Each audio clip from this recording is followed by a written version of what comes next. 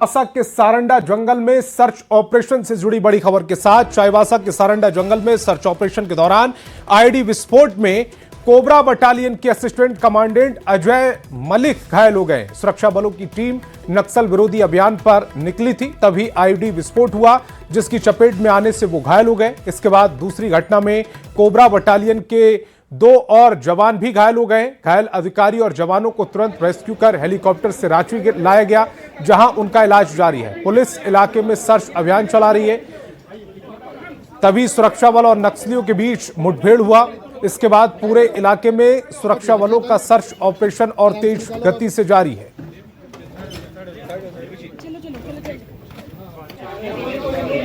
तो तस्वीरें सब आपकी टेलीविजन स्क्रीन पर है। यह सारंडा जंगल में सर्च ऑपरेशन चल रहा था, जहां सुरक्षा बल और नक्सलियों के बीच मुठभेड़ हुई। इसी दौरान असिस्टेंट कमांडेंट और 2 जवान घायल हो गए। विस्फोट में घायल होने की ये जानकारी दी गई।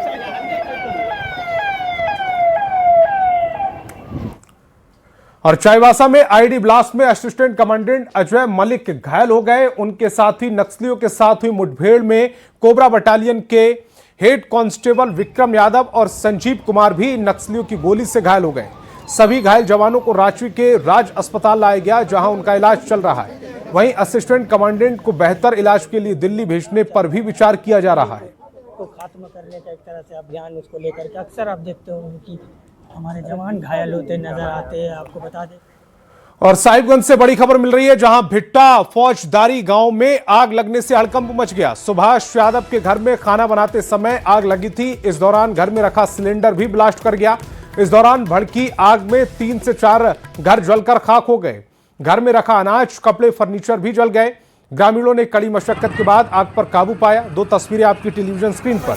पहली तस्वीर जिसमें यह रेस्क्यू किया जा रहा है, आग को बुझाने की कोशिश की जा रही है। और दूसरी तस्वीर तब की है जब यह आग लगी थी। आग फैलते फैलते कई घरों तक पहुंच गई। ग्रामीण वहां पर मौजूद रहे, आग बुझाने की कोशिशें जारी रही, लेकिन जब रेस्क्यू टीम आई उसके बाद इन घरों से आग को बुझाया गया। लाखों के सामान जल गए, कपड़े जल गए, अनाज जल गया। लाखों के नुकसान की आशंका जाहिर की जा रही है। घटना हुआ है बताइए। आग लग के सब घर जल गया यहाँ। कैसे आग लगा? आग धीरे सुनक के धर लिया। कैसे? घर से चूल्हा से आग होगा, उससे सुनकते धर लिया, सब जल के राख हो गया पूरा संपत्ति। कितना का नुकसान हुआ है? नुकसान लगभग 5 लाख से ऊपर का है। कोडरमा से बड़ी खबर है। डोमचांच थाना क्षेत्र के काराखूंट स्थित बंद पड़े खदान में डूबी महिला को निकालने के लिए एनडीआरएफ की टीम का रेस्क्यू ऑपरेशन जारी है। पटना से मौके पर पहुंची टीम खोजबीन में जुटी है। महिला के लापता होने की घटना शनिवार की है, जब कपड़ा धोने के दौरान पैर फिसलने से महिला गहरे पानी में डूब गई। स्थानीय लोगों ने गोताखोरों की मदद से खोजबीन की, लेकिन सुराग नहीं हाथ लगा। एनडीआरएफ की टीम ने देर से पहुंचने से नाराज लोगों ने डोकरमा गिरडीह रोड जाम कर दिया। बाद में एनडीआरएफ की टीम के पहुंचने पर लोगों ने सड़क जाम हटाया। फिलहाल मौके पर पुलिस और प्रशासन के अधिकारी मौजूद हैं। रेस्क्यू ऑपरेशन जारी है।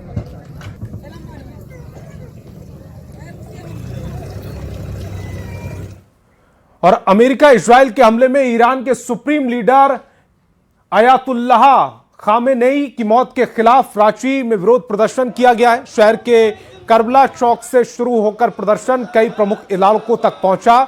जाफरिया मस्जिद में सभा में तब्दील हो गई। लोगों ने अमेरिका इजराइल के खिलाफ जमकर नारेबाजी की और खामेनेई को शहीद बताया।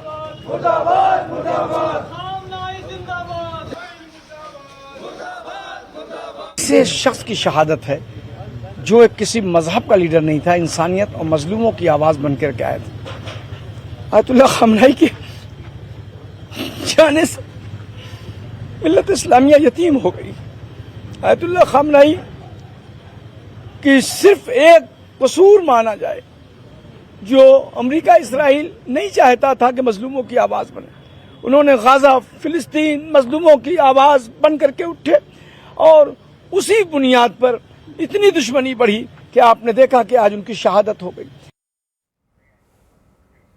रांची के अरगोड़ा स्थित लिटिल हार्ट अस्पताल में संपत्ति विवाद को लेकर मारपीट का मामला सामने आया। संचालक आशुतोष और चिकित्सक डॉक्टर सत्यजीत के बीच विवाद बढ़ने पर बीती रात झड़प हुई, जिसमें आशुतोष की आंख के ऊपर चोट आई है। दोनों पक्षों ने अरगोड़ा थाने में आवेदन दिया। आशुतोष ने आरोप लगाया कि संपत्ति दावेदारी को लेकर मारपीट की गई। उन्होंने कहा कि जमीन पहले उनकी पत्नी नीतू कुमारी के नाम पर थी, जिसे बाद में निर्माण के लिए ट्रांसफर किया गया। पुलिस जांच में जुटी है। रांची के अरगोड़ा चौक स्थित लिटिल हार्ट हॉस्पिटल में बीती रात मारपीट हुई है। ये मारपीट हुई है संपत्ति विवाद को लेकर हुई है।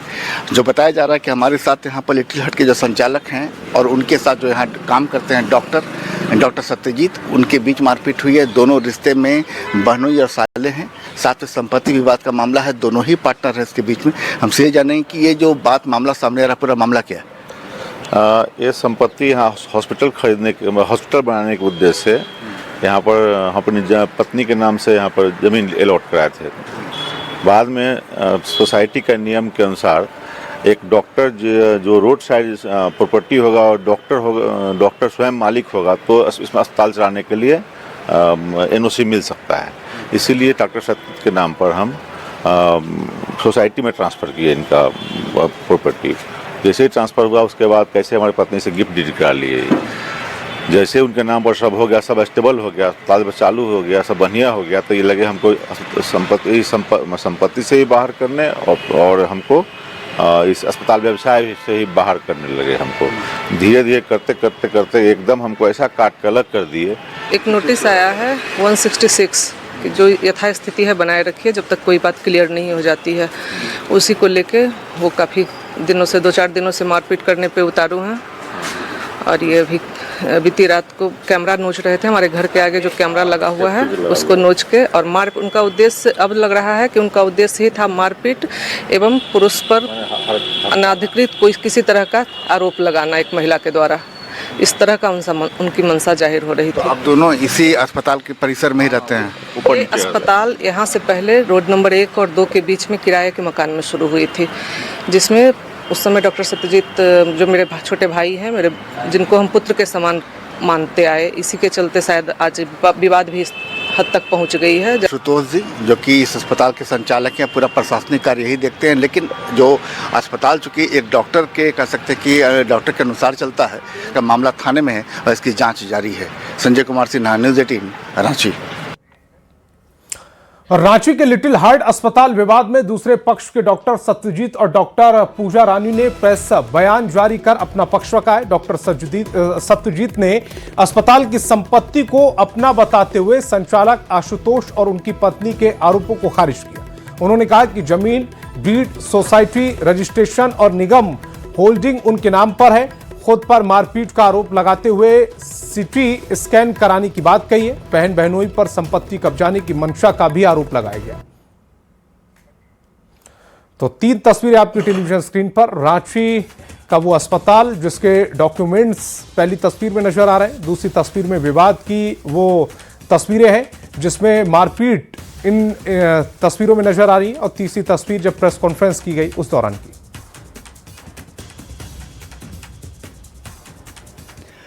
रांची के अरगोड़ा स्थित लिटिल हार्ट अस्पताल में जो मारपीट की खबरें आई हैं, तो हमारे साथ दूसरे पक्ष भी यहाँ पर हैं, डॉक्टर सत्यजीत और डॉक्टर जो पूजा रानी मैडम है, उनसे बात करेंगे कि सबसे पहले बात जो डॉक्टर साहब आई है कि अस्पताल में मारपीट की खबरें आई है और आरोप जो हैं आप ही के रिश्तेदार जो हैं उन्होंने लगाया कि संपत्ति विवाद को लेकर आप लोगों ने मारपीट की है। ऐसा है, इसमें संपत्ति विवाद जैसी कोई चीज़ ही नहीं है। ये पूरा अस्पताल जो है वो मेरा है, मेरे नाम पे है, और जिन्होंने ये आरोप लगाया है वो रिश्ते में हमारे जीजा जी लगता है। 2018 से वो अस्पताल में किसी पद पे नहीं है। उन्हें ऑफिशियली न तो पद पे है ना वो किसी तरह का पार्टनरशिप में है। चूँकि वो 50 साल की उम्र में भी बेरोजगार बैठे हुए थे। हम लोगों ने जब रांची में अस्पताल शुरू किया तो वो अस्पताल में आना जाना शुरू किए। तो आने जाने लगे तो उन्होंने खुद अपना टेंडर किया कि देखो जो सरकारी काम वगैरह है, मेरे पास कोई टेक्निकल डिग्री तो है, क्योंकि हम कभी भी उसमें कोई इंटरफेरेंस नहीं किए।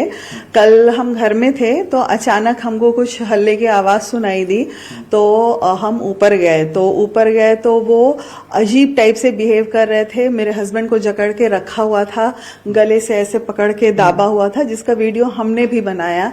हम कभी भी ये सब पारिवारिक बातें ना तो किसी से डिस्कस करते हैं, ना चाहते हैं कि ये बाहर आए। बहुत शर्मनाक बात है एक डॉक्टर के रेपुटेशन के लिए। मैं यहाँ पे 10 साल 15 साल से काम कर रही हूँ, और जो भी लोग, जितने भी लोग मेरे से इलाज कराए हैं, जो मुझे जानते हैं, मेरा बहुत रिस्पेक्ट करते हैं। तो सारे मेरे नाम से हैं। मेन समस्या यही है कि सितंबर बार इनको ये, चूंकि इसी प्रॉपर्टी में तीसरे तल्ले पे 4 साल से अवैध रूप से रह रहे हैं, 4 साल से, ना किसी तरह का कोई रेंट कॉन्ट्रैक्ट है, ना किसी तरह का मैंने इनको परमिशन दिया है। और ऐसे में दोनों पक्षों की जांच की जा रही है। कुल मिलाकर तफ्तीश जारी है। कैमरा संजीव तिवारी के साथ संजय कुमार सिन्हा, न्यूज 18 रांची। और जमशेदपुर के कैरब गांधी अपहरण कांड के बाद शहर पुलिस पूरी तरह से सतर्क हो गई है। रंगदारी और अपहरण रोकने के लिए जिला पुलिस ने प्लान तैयार किया है। शहर के 100 बड़े उद्योगपतियों के घर और कंपनियों को सुरक्षा मैप बनाया गया है। एसपी ने कहा कि सुरक्षा बढ़ाई जाएगी और कर्मचारियों का भी डेटा लोकल थाने में रहेगा। जल्द ही पुलिस उद्योगपतियों के साथ बैठक कर सुरक्षा रणनीति तय करेगी। कि जमशेदपुर में हमारे लिए one of the top priorities ये रहती है कि जो हमारे बिजनेसमैन हैं, इंडस्ट्रियलिस्ट हैं, उनका प्रोटेक्शन रहना चाहिए, क्योंकि एक कमर्शियल सिटी है। उसके लिए हम लोग का एक रोड मैप हमेशा से चलते आ रहा है, जैसे कि आपको दिखता है पेट्रोलिंग के through and anti crime checks के थ्रू, ये सब चीज़ रहता है। बट हाँ, ये बात है कि इस इंसिडेंट के बाद कुछ चेंजेस होंगे। इस इंसिडेंट के बाद जैसे हमने ट्रैफिक को सख्त इसमें निर्देश दे दिए कि पुलिस का लेबल जो लगा के जो गाड़ियाँ घूमती हैं उनको हम लोग रोकेंगे, और पुलिस वाला जो फ्लैशर्स वैशर्स अननेसेसरी किसी गाड़ी में नहीं रहेगी जब तक ऑफिशियली परमिटेड नहीं होगा। इसके अलावा इन एरियाज पे थोड़ा ज़्यादा फोकस करके हम लोग चेकिंग करेंगे। और खूंटी से बड़ी खबर है, जहां भूत गांव में जंगली हाथी की एंट्री से लोगों में अफरा तफरी मच गई। आबादी वाले इलाके में हाथी के घुसने से हलचल बढ़ गई। हालांकि मौके पर जुटे लोगों ने सतर्कता दिखाई और सामूहिक प्रयास से हाथी को गांव से बाहर खदेड़ दिया। हाथी को गांव से बाहर कर दिया गया है। इस दौरान किसी जनहानि की सूचना नहीं है, लेकिन तस्वीर आपकी टेलीविजन स्क्रीन पर। रिहायशी इलाके में जब हाथी आया तो जो ग्रामीण थे वो दहशत में आ गए। हालांकि गनीमत ये रही कि हाथी ने किसी तरह का नुकसान नहीं पहुंचाया है, लेकिन ग्रामीणों ने हाथी को पीछे खदेड़ दिया है। लोगों से हाथी से बचे रहने की, सतर्कता बरतने की अपील की जा रही है। 5 बजे का वक्त है।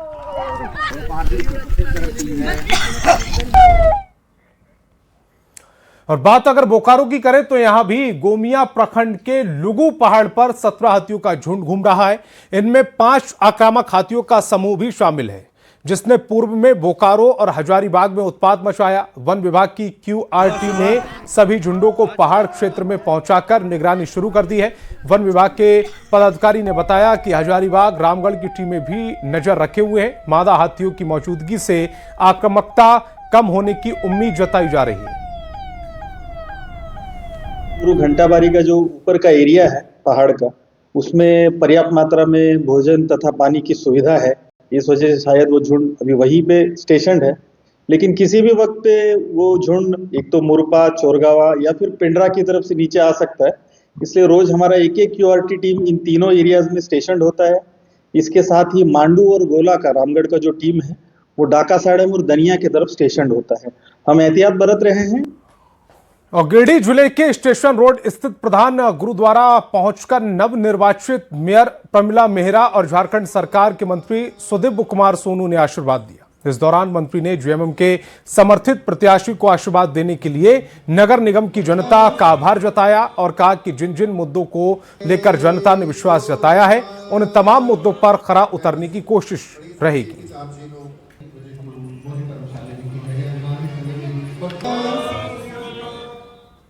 जितने के भी हमारे शहरवासी हैं और जितने शहरवासी के अलावा भी हमारे जितने भी लोग हैं, सभी वर्ग, सभी जात पात के लोगों ने एकदम हर तरह से बिना भेदभाव का ऊपर उठ करके अपनी सोच से और बहुत ही भारी बहुमत के साथ विजय दिलाने का काम किए हैं। हम सभी को धन्यवाद देते हैं और हृदय तल की गहराइयों से आभार व्यक्त करते हैं। आज इसी कड़ी में चुनाव से पहले भी हम लोग गुरुद्वारे आए थे, बाबा साहब को हम लोगों ने अरदास की थी। आज एक शुक्राने के लिए गुरुद्वारे आए तो बाबा साहब की कृपा से इस चुनाव में अप्रत्याशित जीत मिली हमें।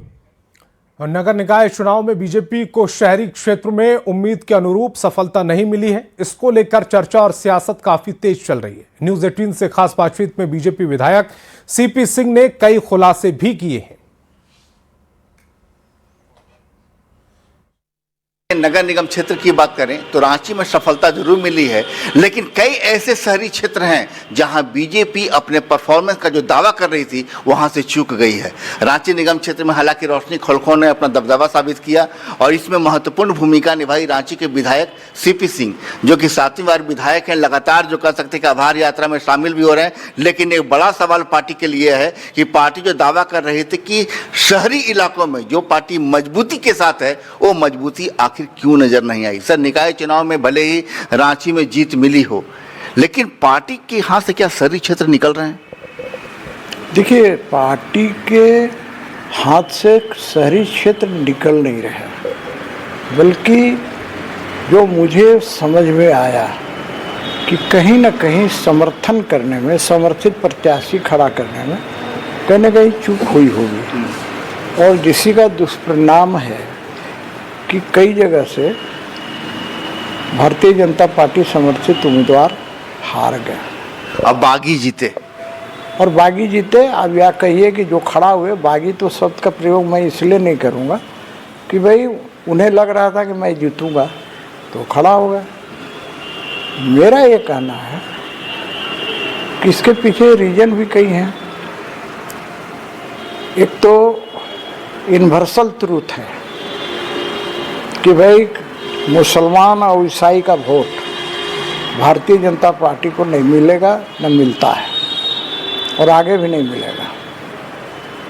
इसलिए मैंने यूनिवर्सल ट्रूथ शब्द का प्रयोग किया है। वैसी स्थिति में जो हमारे समर्थक वोटर हैं उस वोट में बिखराव हो जाता है, जिसका परिणाम यह निकलता है कि दूसरे लोग चुनाव जीत जाते हैं। कि मैं भारतीय जनता पार्टी का एक कार्यकर्ता हूँ, मैं विधायक हूँ, तो मैं अपने आप को रांची तक ही सीमित रखने में अपनी भलाई समझता हूँ। क्योंकि क्या है कि बाद बाकी देखने वाले देखें, तो मैं रांची के बारे में ही बेहतर बताऊँगा, दूसरे के बारे में मैं क्यों बोलूँगा।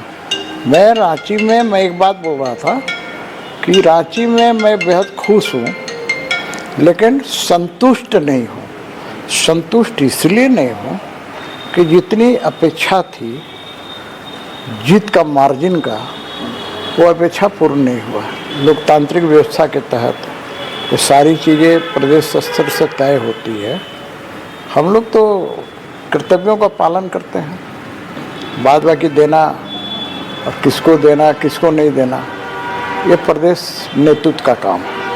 तो इशारों में 7 बार के विधायक, रांची से विधायक सीपी सिंह साफ बड़ी बात कर रहे हैं कि वास्तव में मैं एक विधायक हूं, बतौर विधायक रांची से अपनी जिम्मेदारी पूरी कर दी, लेकिन जहां पार्टी को हार मिली वहां मेरी जिम्मेदारी नहीं थी, वहां प्रदेश स्तर के बड़े नेताओं की जिम्मेदारी थी। कुल मिलाकर सीपी सिंह ये कह रहे हैं कि जहां जहां भी उन्हें जिम्मेदारी मिली है, चाहे विधानसभा चुनाव की बात हो या मेयर चुनाव की बात हो, उन्होंने अपनी जिम्मेदारी निभाई है। लेकिन ये बड़ा सवाल प्रदेश स्तर के नेताओं पर छोड़कर जा रहे हैं। संजय कुमार सिन्हा, न्यूज़ 18 रांची। चलिए अब बात हजारीबाग की करेंगे, जहां केरेडारी थाना क्षेत्र में आंदोलन के दौरान जेल भेजे गए 6 ग्रामीणों को न्यायिक प्रक्रिया के बाद रिहा कर दिया गया। पूर्व मंत्री योगेंद्र साहब ग्रामीणों के साथ धरने पर बैठे थे। रिहाई के बाद पूर्व विधायक अंबा प्रसाद ने पुलिस कार्रवाई पर सवाल उठाते हुए निर्दोष पर झूठे मुकदमे का आरोप लगाया। उन्होंने कहा कि हमने संकल्प लिया था कि होली से पहले सभी निर्दोषों को कानूनी प्रक्रिया के तहत रिहा कराएंगे और आज उनकी रिहाई से संतोष है। प्रशासन ने इस मामले में कानून सम्मत कार्रवाई की बात कही जा रही है। न्यायालय सबके लिए है, सिर्फ पुलिस के लिए नहीं है, जनता के लिए भी, हम लोगों के लिए भी न्यायालय है। पुलिस लगातार झूठा मुकदमा और कंपनी के साथ साठगांठ करके और वहाँ पे पूरा गुंडागर्दी में उतर गए, पूरा मर्यादा को तार तार कर दिया पुलिस ने। और हमने न्यायालय में अपनी लीगल लड़ाई लड़ी, बेल मिला लोगों को, और सोचिए कि कैसा केस में फंसाए थे। न्यायालय के संज्ञान में आ चुका है कि पुलिस झूठा मुकदमा कर रही है और 5-6 दिन के अंदर सबको बेल हो गया। आप देख लीजिए ये लोग को, और किसी को हमने कोई परेशानी परिवार को उठाने नहीं दिया। हम लोग परिवार की तरह इस परिवार के साथ, और जितने भी रैयत है, जितना भी हमारे क्षेत्र में लोग हैं, सबके साथ परिवार के जैसा हम लोग खड़े रहते हैं।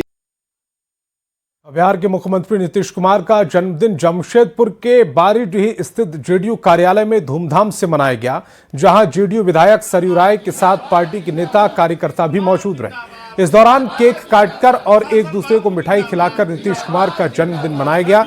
सभी ने नीतीश कुमार की लंबी उम्र की कामना की। विधायक सरयू राय ने कहा कि बिहार की तरह सुशासन और शराबबंदी झारखंड में भी होनी चाहिए।